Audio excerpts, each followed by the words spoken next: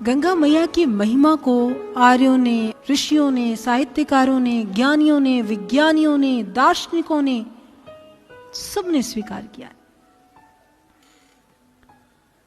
क्योंकि गंगा मैया हमारी भारतीय संस्कृति का आधार है और करोड़ों करोड़ हिंदुओं की आस्था का केंद्र ये गंगा मैया पिछले 125 सालों से शोध का विषय बनी हुई है।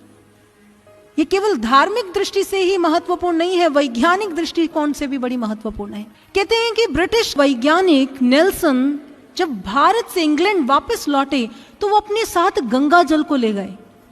कहते बहुत समय के बाद जब उन्होंने गंगा जल को खोला, देखा अरे ये क्या, गंगा जल तो स्वच्छ है, कोई सड़ांध नहीं है, कोई खराब नहीं हुआ, वो वैसे का वैसा तरोताजा है।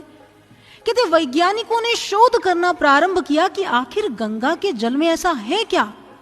तो उन्होंने पाया कि गंगा के जल में एंटी माइक्रोबियल गुणों से भरपूर ये जल होता है जो अपने आप को स्वयं प्योरीफाई करता है और इसमें सल्फर होने के कारण ये अपने आप को गंदा नहीं होने देता। और सबसे बड़ी बात यह है कि एटमॉस्फेयर से ये सबसे ज्यादा ऑक्सीजन को ऑब्जर्व करता है। और लखनऊ के एक नेशनल इंस्टीट्यूट में एक रिसर्च की गई, उन्होंने पाया कि Ganga water has ability to kill disease causing E coli bacteria. उनका कहना है कि बैक्टीरिया फैलाने वाले, बीमारियां फैलाने वाले जो ई कॉली बैक्टीरिया हैं, गंगा का जल उसे खत्म कर देता है।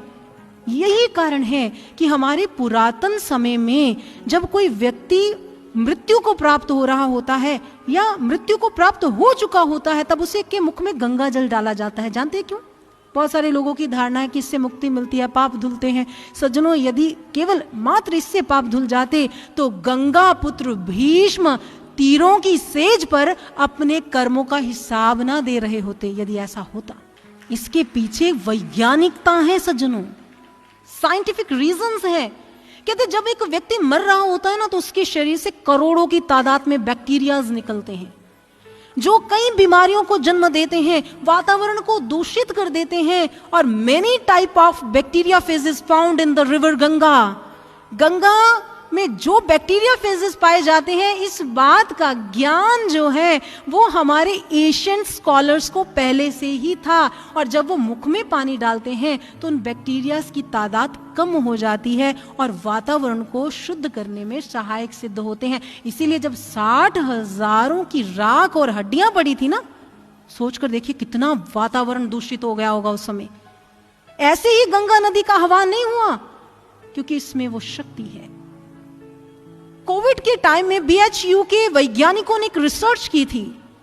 उन्होंने रिसर्च उन लोगों पर की जो गंगा के तट पर रहते हैं, आचमन करते हैं, तैरते हैं, गंगा के संपर्क में रहते हैं। उन्होंने पाया कि वो कोविड में नेगेटिव पाए गए, और जो रहकर भी आचमन नहीं करते, उनके साथ उनका कोई टच नहीं है, संपर्क नहीं रहा, वो बहुत तादाद में पॉजिटिव पाए गए। उनका कहना है कि गंगा के जल में ऐसी एबिलिटी है, ऐसे तात्विक गुण हैं जो ऐसे वायरस को खत्म कर सकते हैं। And they are still searching, वो अभी भी गंगा पर शोध कर रहे हैं। लेकिन इस बात को तो हमारे वेदों में पहले कह दिया कि गंगा में औषधीय गुण है। क्यों? क्योंकि वो हिमालय से निकल कर आई है। वो अपने साथ औषधीय तत्वों को, गुणों को लेकर आती है, ऐसे ऐसे गुणों को जो हमारे शरीर के लिए, हमारे वातावरण के लिए बहुत उपयोगी है सज्जनों।